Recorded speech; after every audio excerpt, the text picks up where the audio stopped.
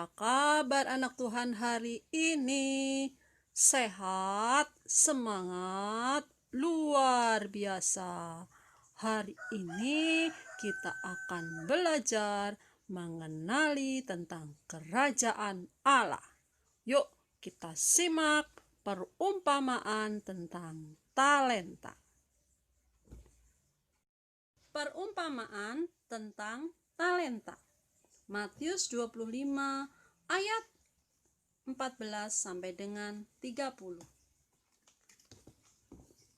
Hal kerajaan surga sama seperti seorang yang akan bepergian jauh. Lalu dia memanggil hamba-hambanya dan mempercayakan hartanya kepada mereka.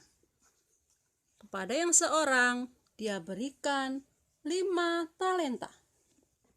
Yang seorang lagi dia berikan 2 talenta.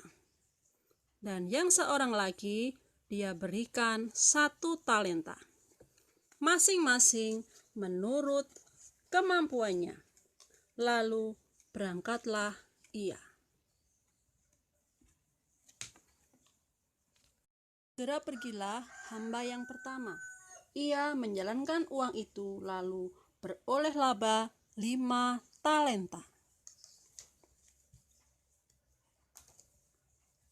Hamba yang kedua pun menjalankan uangnya dan beroleh laba 2 talenta.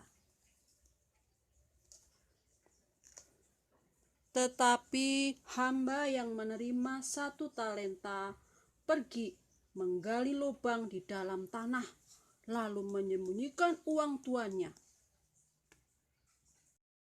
Lama sesudah itu, pulanglah tuan hamba-hamba itu, lalu mengadakan perhitungan dengan mereka.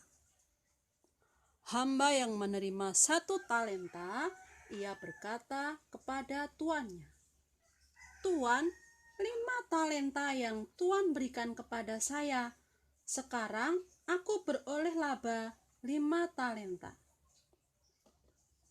Kata tuan itu, "Baik sekali, hai hambaku. Engkau telah setia dalam perkara-perkara kecil. Aku akan memberikan kepadamu tanggung jawab dalam perkara yang besar. Masuklah dan turutlah dalam kebahagiaan Tuanmu."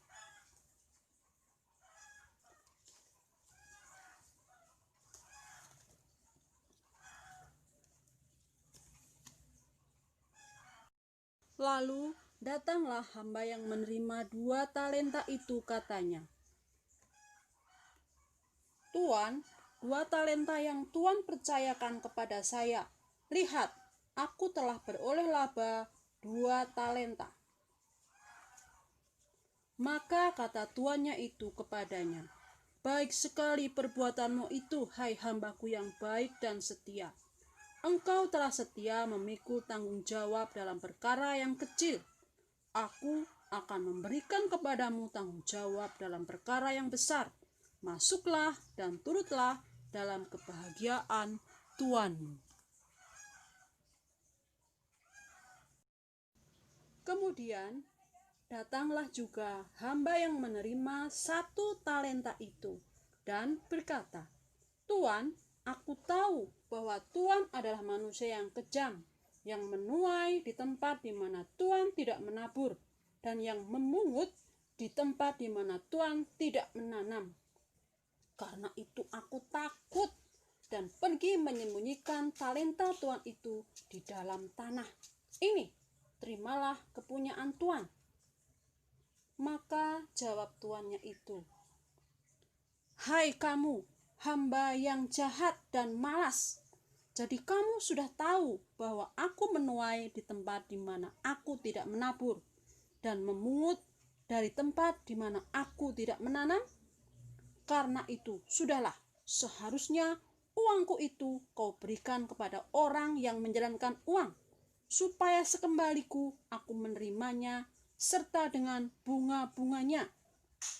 Sebab itu, ambillah talenta itu dan berikanlah kepada orang yang mempunyai 10 talenta.